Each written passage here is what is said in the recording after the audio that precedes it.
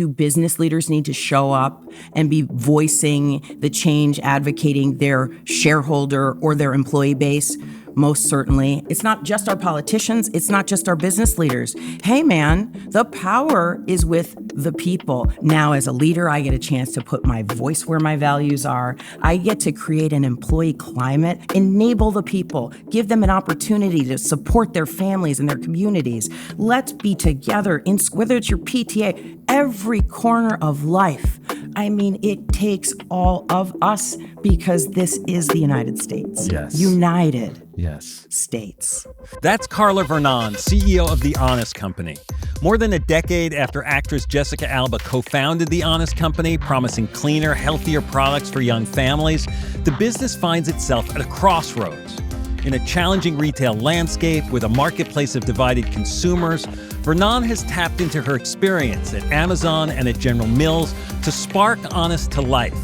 She offers lessons about the value of diversity in business, what true patriotism means right now, and more. I'm Bob Safian, and this is Rapid Response.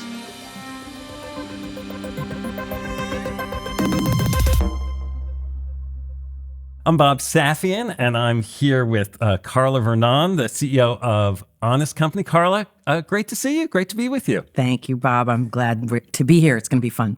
I notice a lot of uneasiness and uncertainty by business leaders about the environment that's changing so fast. And I'm curious whether you have a philosophy at all about how you approach the pace of change that's around us right now. Well, one of the things that keeps me centered is that real classic line, this too shall pass, right? So I've been in business long enough. As you know, I worked for 23 years at General Mills. I worked for 2 years at Amazon. And now I'm a little over 2 years at The Honest Company. And I've seen enough business cycles to know that none of them are permanent. I've seen enough political cycles to know that none of them are permanent. So that helps me because I know that even on the best days, that will change. Even on the worst days, that will change.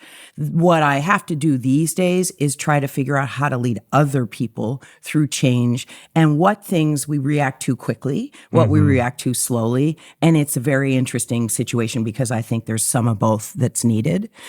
Specifically around the economy, I think that's what you're asking me, the volatility and dynamism of the economy. It is, we are trying to stay tuned to the principles of the change. I think if you know what you would need to do in either circumstance on either side of a change, then that's what agility really is, right? We have the scenarios that help us manage when it's time to act. The challenges, or part of them right now, is the Trump administration seems to go from one side to the other side on tariffs and other things, like almost on a daily basis. And so it makes it harder to know what to hold on to. Preparation is the answer for that. And so, for example, at The Honest Company, we're not new to dealing with tariffs. We've been dealing with tariffs for the last few administrations. There might have been tariffs of a different nature, but there was always uncertainty with whether a tariff will renew or it won't.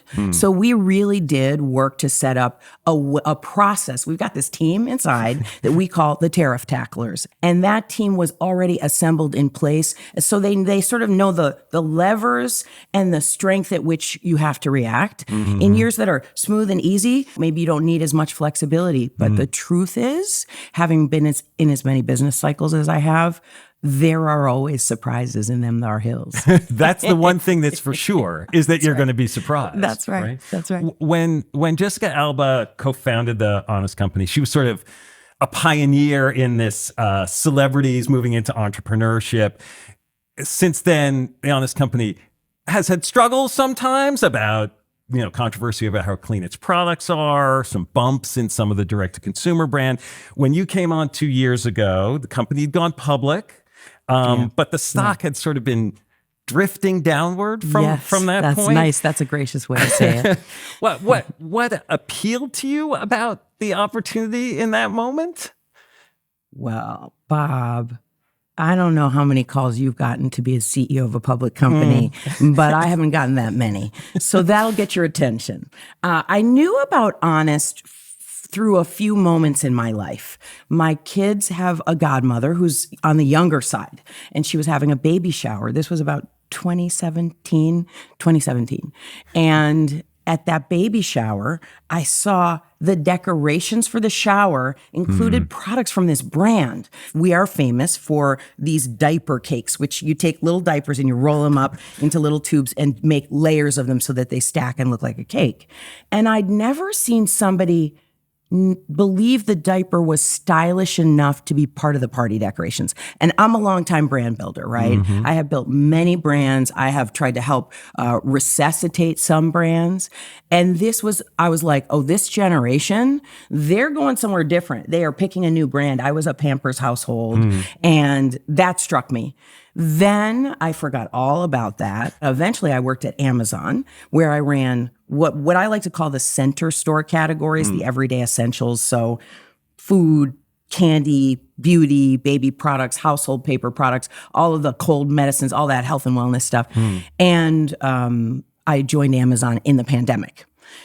We weren't having meetings, but when we decided to get back to returning to meetings in person, The Honest Company was the first vendor we met with. And they left these free samples.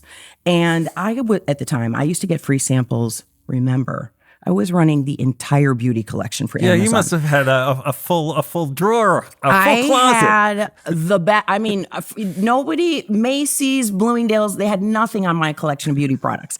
And so I'd put them to the test. And I have very sensitive skin. When I use these products, they worked for me like nothing ever before. And so when I did eventually get that knock on the door and someone asked me if I would consider interviewing for CEO, here's what I did know. I knew this is a brand for the next generation. I knew the products were amazing. And I could also see with my own eyes that the brand was not available. It was under distributed. A lot of people my age hadn't heard of it. Those are the kinds of things that let me see this is a gem that no one has just put the right sort of magic dust on. So, all right. So you're compelled by this opportunity. Yeah. You go there. But, things are not going exactly the way one would want from the beginning. So what do you do first? How do you kind of redirect things? Because things have moved in a very different direction since you've been there. I know that you are observant of this real pivot and turnaround we've had to make. So first, let me say our revenues are up double digits. We grew 10% last fiscal year, and we are growing in every way. We're improving our margin structure. We've become profitable to a degree and at a pace that most investors I talk to have never seen anything like that. But that's not how the story began, as you said. I would say anybody who would like to be a new public company CEO, especially if you join from outside of the enterprise, do all your homework. From much bigger places too, right? Yes. So The Honest Company is a small cap. We aren't even $1 billion in sales. So we're 13 years old. We've only been public for 3 years. I came from one of the oldest companies probably on the stock market, General Mills, and one of the newest but biggest, Amazon. They were huge. But the good thing is, inside of General Mills, I used to run the acquired businesses. So they call that entrepreneurialism, right? And so I used to run Annie's Organic. I ran the Larabar business after we acquired it. I ran Epic Provisions, the meat snacks. So I did have experience with these small size brands. And I can recognize the tools you have to put in place. And one of the most important things is actually a very clear and specific strategy. Here's what we will do. Here's what we'll stop doing. Is deciding what not to do, what's to stop? Is that, because that's often the hardest thing. I mean, it's easier when you're new, I guess, but... it's not easier when you're new, no, Bob. it's not. No, and when you're the outsider, and listen, when you're the unknown quantity, I don't come in a typical package that most public company CEOs look like. I'm a woman, I'm Black, I'm Latina, I am not from within the company. That does not necessarily get the welcome mat rolled out when you arrive, but what's important in deciding what to do and what not to do was I took a different framework approach than the standard important and urgent. You've seen that Yes. quadrant, and what's important, what's urgent, and then the matrix. I realized that there are so many things that are urgent when you arrive in a company that is truly in a quick decline. And my matrix was actually just a sort of a 3-tiered system. Is it urgent and must happen right away? Is it urgent, but it can wait? And then the last one, which is it actually not urgent, but everyone thinks it is? Can you give me an example of something you did in each of those categories? Yes. Well, one of the reasons the company was struggling so much is that we had really built up our inventory levels and our cash position was dwindling. So the first thing I did was I said, let's sell more than we buy. We can work through that inventory and convert it to cash. Which helps those margins too. Which does. Yes. And it really reminds the team that the whole P&L has to connect. That would be an example of something that was urgent and because we're shareholder driven, needed to happen right away.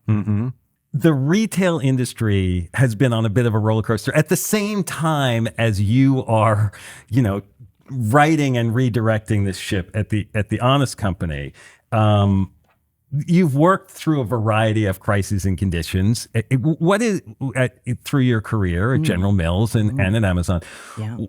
Do you have a theory of the game about where the retail industry is right now? I know you haven't leaned into necessarily having your own retail stores. Is that something you consider? Retailers are really at a wonderful inflection point because, again, there's no one who's closer to a consumer than the stores we walk in and shop in, right? It's a very personal experience. And so the retailers who are the best of the best, I got to work for one of them, right? I was a retailer when I worked at Amazon. The other big retailers, they take that service so seriously and they know the consumer is moving online. So what I love is that in the conversations we have with retail partners, and we have very close and intimate relationships with our retail partners, we have conversations all the way up to the C-suite level at all of the big retailers. We're in about 85% of all brick and mortar stores.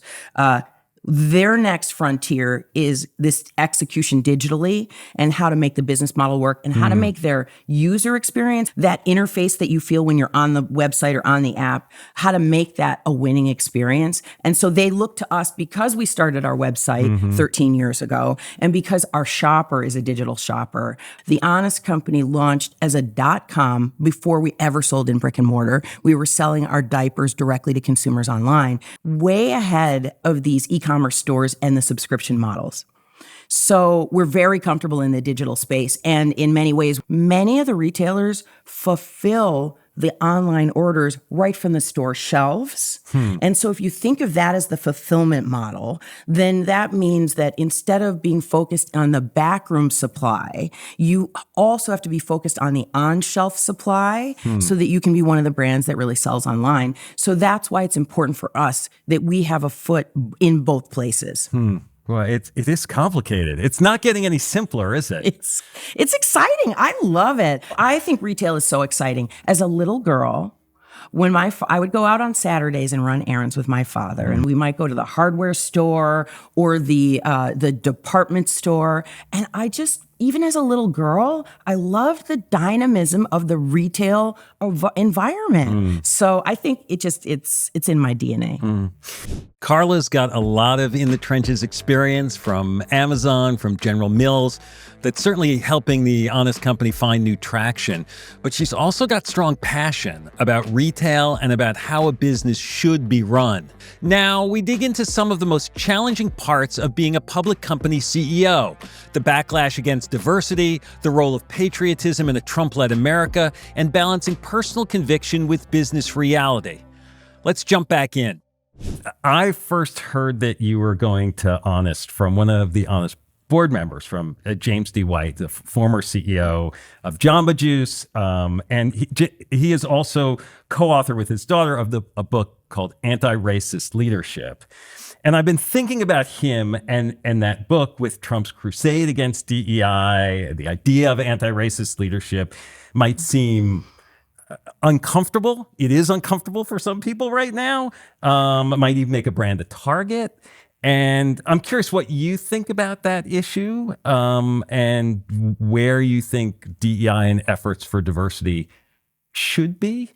Bob, all my life, I have been different in the settings where I lived, worked, went to school.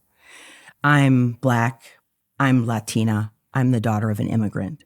The good news is for women and people of color, our scale in the population, it's undeniable, right? The demographics are destiny. We do know that that the number of diverse people in the United States as a percentage is about to tip over, and the United States is soon projected to be a majority minority country. Now, I personally don't like the word minority because I'm not minor. I'm not minor of anything I do. And what I long for, Bob, is that it's very clear what a company like Honest stands for and will do. We were founded by diverse founders who were millennial. So they are of the generation that is looking at the landscape of friendships and neighbors and community totally differently than the previous generations. And I think that's exciting. But the folks that are currently in business leadership that have not lived the experience of the change that's about to wash up on our shores, I want them to be reflecting and contemplating on what should be done and what can be done. Because at Honest, as you know, our board is already majority people of color. We are more than 50% female as a board. So it's clear what we will do as a consumer-centered company to reflect the landscape of shoppers that are changing. If we want to be shareholder oriented, we need to win with who's out there and who's shopping. That's just math. That's not a value system. That's good business. But also we want access to the best talent. And so we need to avail ourselves of the changing face of who's going to college, who's going to business school, who's innovative and entrepreneurial, and can see the changing market and help us win in that. We all own this country. This is our America for all of us. This conversation needs to be owned by all of us because the women and the people of color did not start the conversation. And this is an important time to reflect on, for other leaders, do you have the people and the strategies and the ideas flowing to you that will let you win in a changing landscape? And if not, take a look inside and see if anything should change. I mean, when a partner and a retailer like Target pulls back on its DEI efforts, are there conversations that you have privately about the repercussions of what they're doing? My responsibility in my CEO chair is to have conversations with all of the folks that can help us really drive the strategy more effectively and efficiently. And so I like to go out to my manufacturing locations, walk the floor with the people who are fulfilling our orders, talk about what they need to do to optimize the business. And certainly we have meetings with people who are at the top of the house at the best retailers because they want to grow and I want to grow. As I'm in those conversations, I am not in charge of their strategies or how they communicate their strategies on a front-facing basis. But I definitely always bring my candid self, and I let them know that I am here to offer them any perspective I can on how to win with consumers and how to think about the workforce, and maybe I can be a sounding board. I also, by the way, lean on them because I'm new at being a public company CEO. So I will say, hey, there's some things I think I know a lot about. I'd love to help you, give you thoughts. And I'm going to, in exchange, ask for some thoughts from you because I want to be a great leader who delivers performance that's remarkable, right?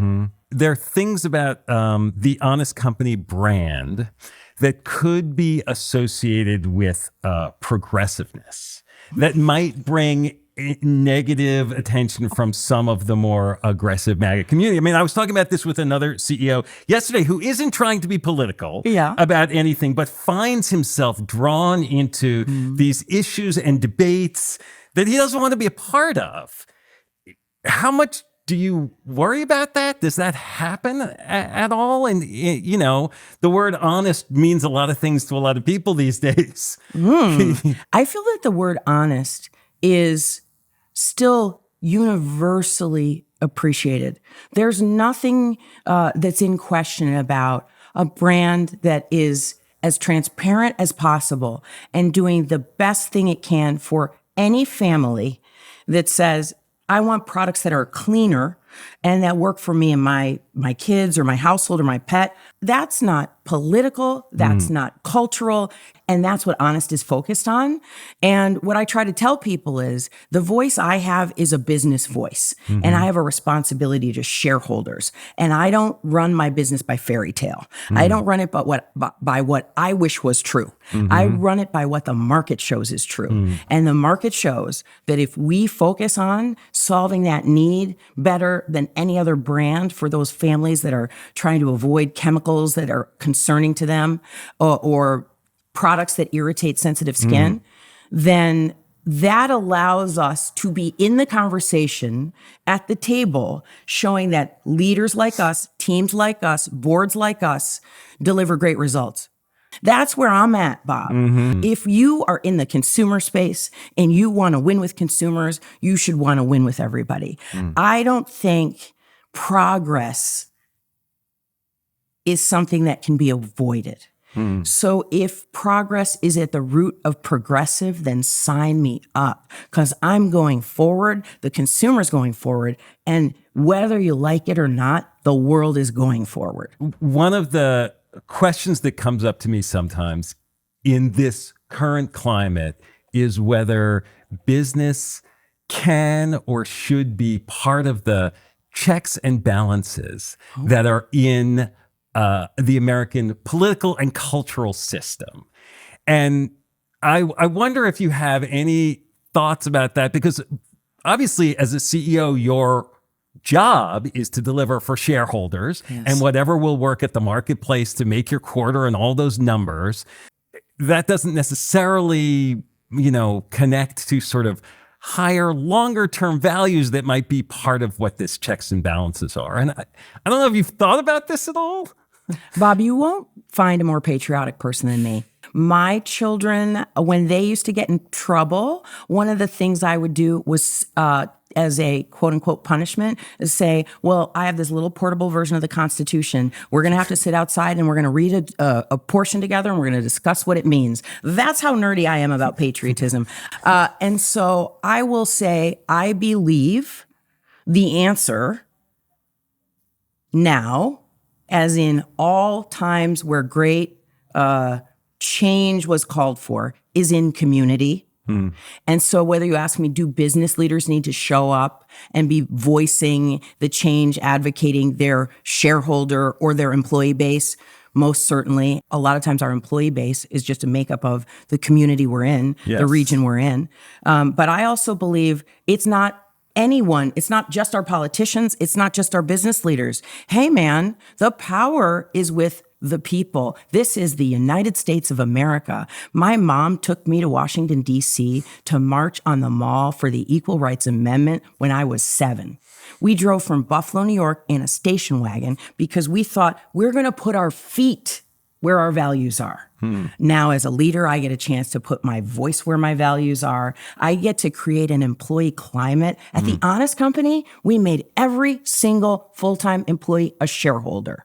That's what I can do. That's putting people in the economy. That's putting people who never would get in a system like that in the system. But that's also good for shareholders, because you better believe that they're more committed to making a great company because now they're part owner of it. And I believe that is also patriotic. Enable the people, give them an opportunity to support their families and their communities. Let's be together in, whether it's your PTA, every corner of life.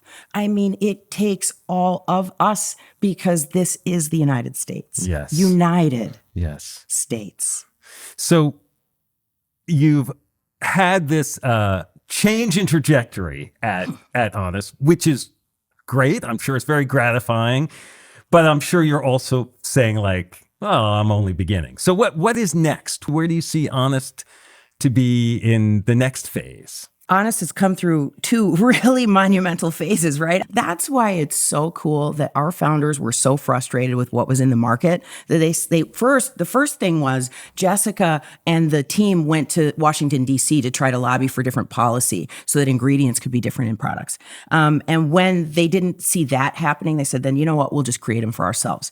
So they did that. That was the private phase. Then the public phase was the world needs this and needs a lot more of it. So we want to invite other people to be part of the party. Well, some of that didn't go so well in the beginning, but I think we have really found the formula and the principles that will carry us forward. So one of the things that I did after getting us through really the urgent beginning phase was the team and I, we took a step back and we said, what are some evergreen growth frameworks that we can think about that will serve us well for a long time?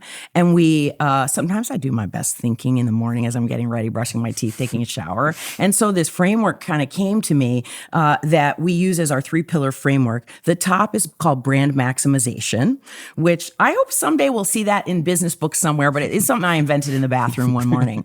Brand maximization covers everything from top line revenue growth. We have a huge focus there. So I was telling you that we're in about 85% of retail stores, but that's actually if you bundle all of the Honest products as if they were sort of one big product family.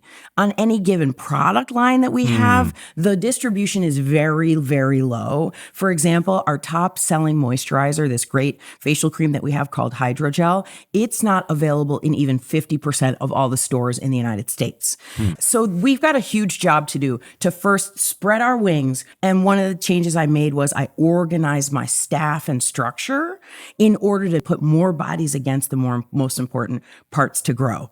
We have already made that pivot. You saw, I told you, the cash reserves had really dwindled down. Super proud to say we've got a really healthy amount of cash now in the bank. This allows us to chase that dream. I've been telling people that Amazon is a place where I learned about this concept of escape velocity. This brand has reached escape velocity. There's no holding it back anymore. We're growing more than our categories, but we haven't not crossed all the financial milestones to say we're fully finished with the first job, which was the turnaround. We have reached positive adjusted EBITDA. That was a very important inflection point for investors because it's an indicator that they believe we're close to true bottom line profitability, net income profitability. That is a big focus for us. When you look at the long term, you used to work at General Mills. Yeah. You ran these smaller brands that are within General Mills. When you look at Honest Company in the long run, is part of the possibility that like you become a part of some bigger entity like a General Mills, or are you hoping you'll be the General Mills and you'll have other folks? This is like when politicians go on talk shows and someone says, would you like to announce a presidential? And they're like, at this time, I appreciate it. So here's the deal. My job, I always say, I am in this seat at the behest of the shareholder. It's their money. They're the investors. What I would say right now is that we love what we're doing. We see that we are winning, right? We are clearly growing in our categories. We have more categories to grow in. We've been launching and updating a lot of our packaging and stuff like that. And what I would say is shareholders want us currently to make Honest as available because we meet a need for consumers. That is my job. I came here to build a brand that I believed was underdeployed. I think that there's a lot more work to do there. We have not nearly achieved that vision that I know is possible for Honest. I have run a number of companies that were acquired by strategics. So I do know a lot about what makes that fit, what makes that work. And I also have seen that some do it well and some that turns out not to be the longest, best lifespan for the brand. So if and when we come to that inflection point, I know a lot about that. We've got a board that knows a lot about that, and we will do what's best for the shareholder. And so I'm in this seat because I know there is a big, great future for the Honest Company, and I believe that the team I'm putting in place is going to be able to deliver it. Well, thank you so much for doing this. I really appreciate it. Bob, thank you so much. Carla uses this line that I have to repeat. I don't run my business by fairy tale. I don't run it by what I wish was true. I run it by what the market shows is true. Whatever she may want for the Honest Company, whatever she personally believes, she has to accommodate that to the environment that she's operating in. That doesn't mean her values change. She's not going to back away from diversity, but she also frames it in a way that supports the business, something many other CEOs seem to have forgotten or at least have gone quiet about. There's no one way to lead a business, but all leadership requires courage, resilience, and just enough optimism to get you through the rough patches. I'm Bob Safian. Thanks for listening.